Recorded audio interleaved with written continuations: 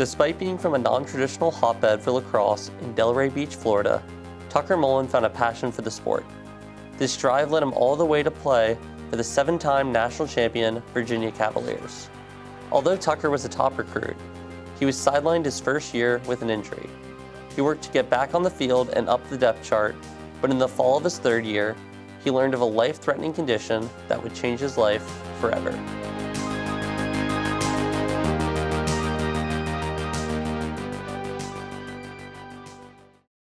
It was around October, I remember, was the first kind of signs of me feeling this weird, like, not pain, it was just, the best way I explain it is just like a light hand pushing on my chest.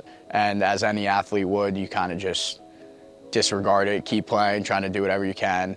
And I remember one night I got back to my apartment. He just says that there's he feels like there's a hand always being pressed up against his chest. And then of course we do like any other college boys would do. We go to Google, and Dr. Google for sure scared the living daylights out of us. So that's when we decided to call Reeves. Well, yeah, it was about 10:20 when Matthew called, and sometimes younger athletes, they aren't sure if they should call or not, and so they sometimes call for things they may not need to, and that's fine. We talk through that. But Matthew, he's an older athlete, he understands things, and so for him to call, something's going on if Matthew's calling me that late in the evening.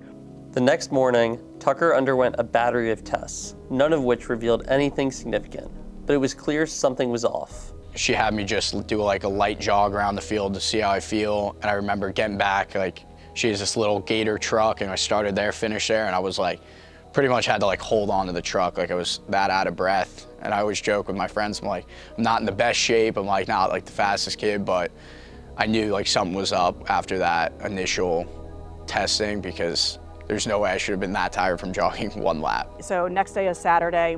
By Sunday, he was having a really challenging time even walking, to go to the corner to go get breakfast. And so he kind of progressed those couple of days, having a hard time breathing with more activity. So Monday, we then follow up, so we start getting appointments with pulmonology. So we're looking at, a myriad of things. So we're doing more blood work, more visits to cardiology. Everything seemed good, like that seemed normal.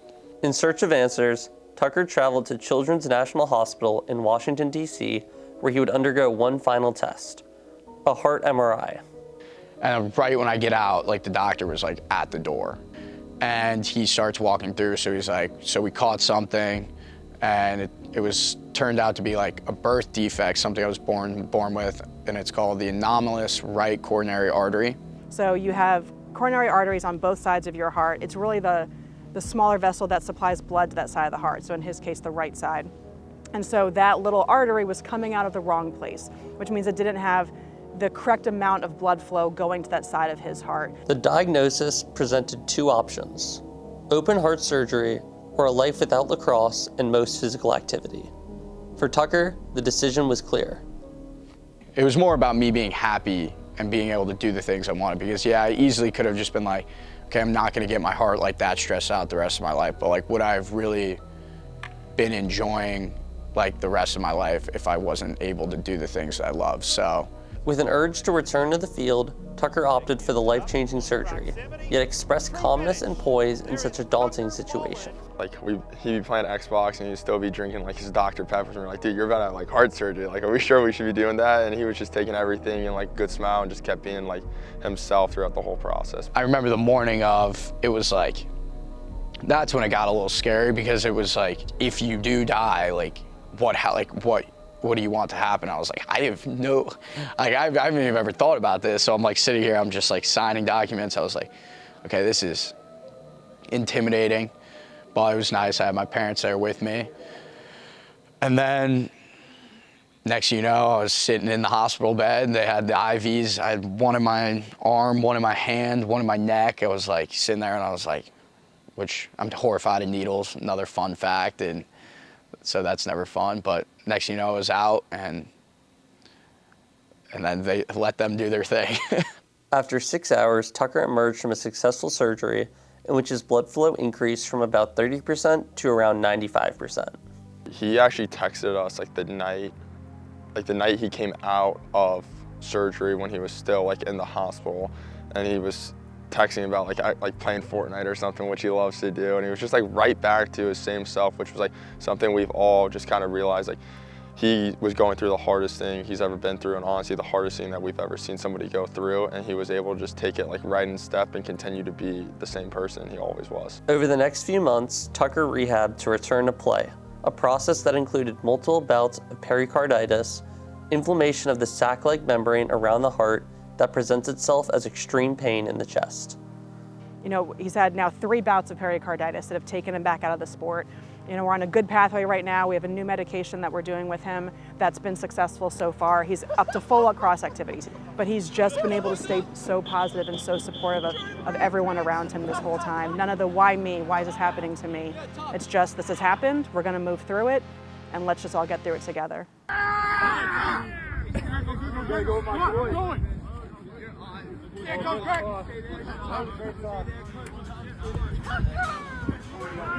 Then, almost a year later, Tucker played in his first game action since surgery, a scrimmage this past fall against Georgetown, and an opportunity Tucker took full advantage of. Felt like I was a little kid again, playing like in the backyard. Like it was like no thoughts in my head. It was like, let me just run around, like do everything as hard and fast as I possibly can, and just try and help the team like in any way I can.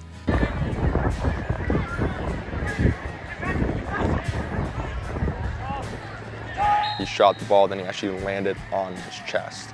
And we always would joke, he always says that his chest is stronger than ours, which we always kind of had a little argument about. But he just popped up right away, and all the guys were over. And then I remember actually looking back at his mom in the stands, and she was in tears. And it was just like a really cool, like chilling moment that like you think would come out of a sports movie, but we were like living in the sports movie. It changes your perspective on everything. That day when you have really hard sprints in the middle of practice and you don't want to do it, if you get that taken away from you, all you want to do is be back out in the field with your teammates, running with them, lifting, playing in those hard practices and games. I never thought I would be the kid in that situation. Never thought that was something I would ever have to go through. But it's also acknowledging like how fortunate you are, and like that challenge is actually gonna like almost help you in life.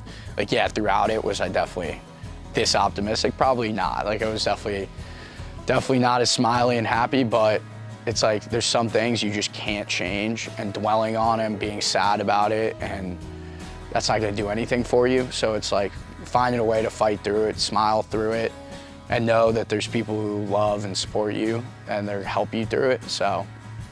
A month later, Tucker, joined by some of his teammates, returned to the Children's Hospital to take part in the Race for Every Child 5K.